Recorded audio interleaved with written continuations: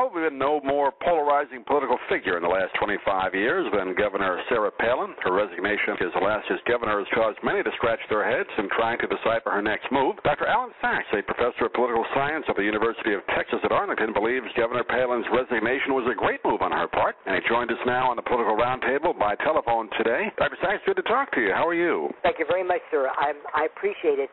Governor Palin, soon to be just Sarah Palin, I guess, when she leaves office, I believe, on the 24th of July.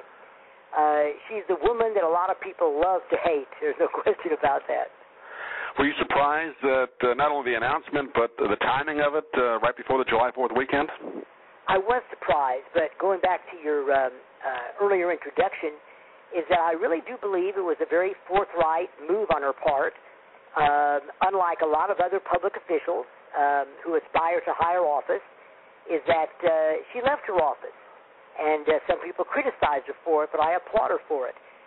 She left her office. She's not going to be on the public payroll, as was true of then Senator Barack Obama, then Senator Hillary Clinton, and then Senator John McCain, who all were United States senators, took off for a long period of time running for the presidency of the United States in the primaries, the general election. But she was more forthright, frankly, and left her office, and now she's going to come down to the lower 48, I guess, to a great extent, go on the speaker circuit, raise some money, write some articles, and see what political fate awaits her. But I think it was a very forthright and the correct thing to do, which a lot of other policy and public officials have not done in the past. Yeah, how about those people who say, well, she basically quit her job with a year and a half to go? Is that something that's going to hurt her down the line if she does decide to run for president? I doubt it very much. Lots of public officials have left their job, and again, I'm talking about President Barack Obama, who left his job in the United States Senate, not only to run for that office, but also left it short. And as some people know, there's been a lot of big controversies about how his Senate vacancy from Illinois has been filled. Senator Roland Burris and so forth, sort of controversial appointments. But now he's president of the United States. But no, I don't think so. I don't think it's going to hurt Governor Palin very much, among her devotees especially. Governor Palin is the perfect individual for a statement that I've always made and a lot of other people have made as well, and that is, if you like somebody, you like them. It doesn't really matter what they do, and if you dislike them, it also doesn't matter what they do. And I think the Governor Palin falls into that very much. You've studied, obviously, political science for a long time. Have you ever seen the media as it is the last, I would say, 10 years or so? I mean, she obviously has been hammered pretty good by the media, for the majority of the media, not all of it. But have you ever seen anything like this before, where one particular politician has been treated in that way? Not really. That's a very good question. There has been incumbents, like I'm thinking of former President Clinton, President Bill Clinton, during his impeachment and the Monica Lewinsky issues, and Paula Jones before that, was really beaten up pretty good by the media, rightfully or wrongfully. But I really can't think of a candidate, somebody who is not necessarily in a particular office, and that's where the media has aimed their attention. But I can't think of a candidate like Governor Palin running for the vice presidency some months ago, who's been so examined, so criticized, so buffooned, if that's the proper word, by late-night comedians like not Jay Leno, but David Letterman, and people like that, the butt of jokes, the butt of buffoonery to a great extent. I really can't think of anybody in the past decade. And some people say it is just bias on the part of a lot of the media and a lot of individuals about Governor Palin, and that may or may not be true, but she certainly is a lightning rod. And just in the past few days, Governor Palin has started to do what I think we're going to see more out of her. She's writing some very serious articles. She wrote a very serious article, I think, in the past several days, very critical of what we know as cap and trade, the environmental issues the conservatives like to call it tax and trade.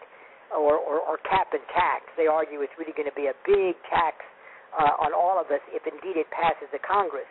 And she's weighed in on that. very much opposed to it. I've not read the article, but I understand she's very much opposed to what Congress is doing on that particular issue.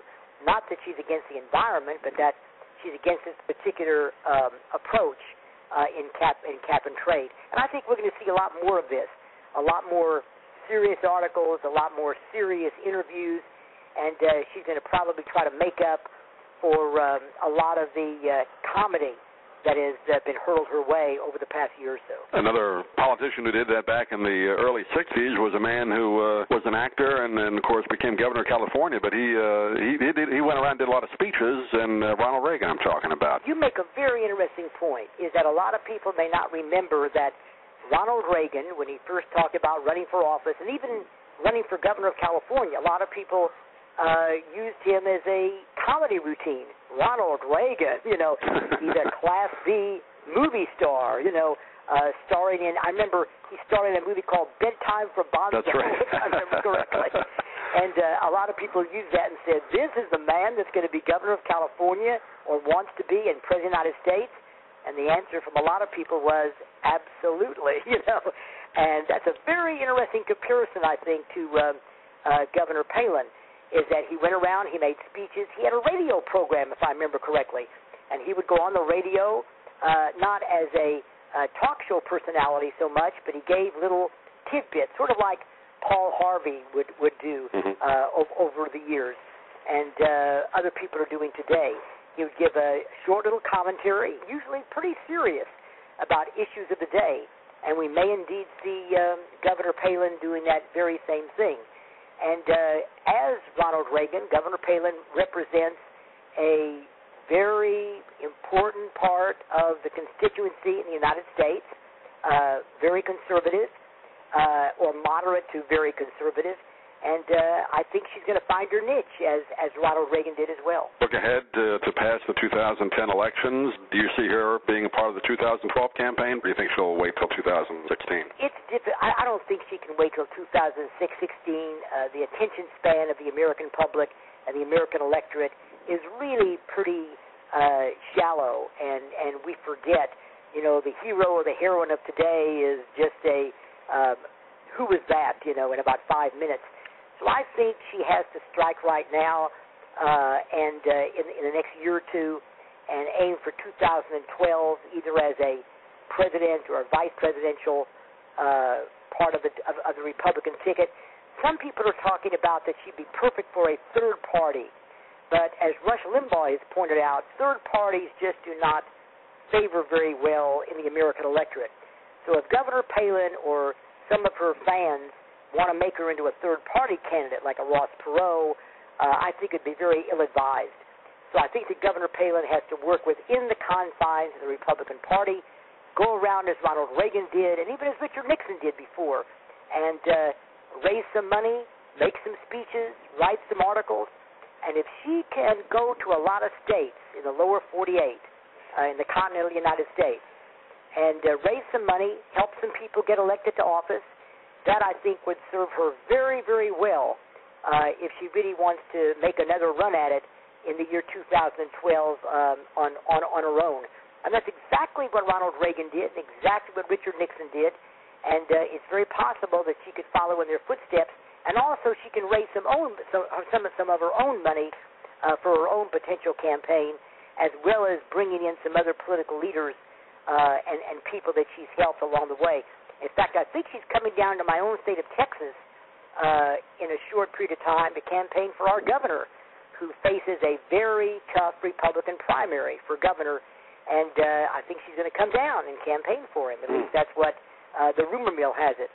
So I think we're going to see her doing a lot more of this, going into different states, campaigning for people that she feels shares the kind of politics that she embraces. Well, whatever she does decide to do, it's going to cause interest. Dr. Saxe, we appreciate you joining us today. We'll definitely have you on again down the road as we get heated up for the 2010 elections already. Seems like it's a long way away, but it isn't. It's only about a year and a couple of months. But thanks for joining us today. Thank you very much. It's been a pleasure.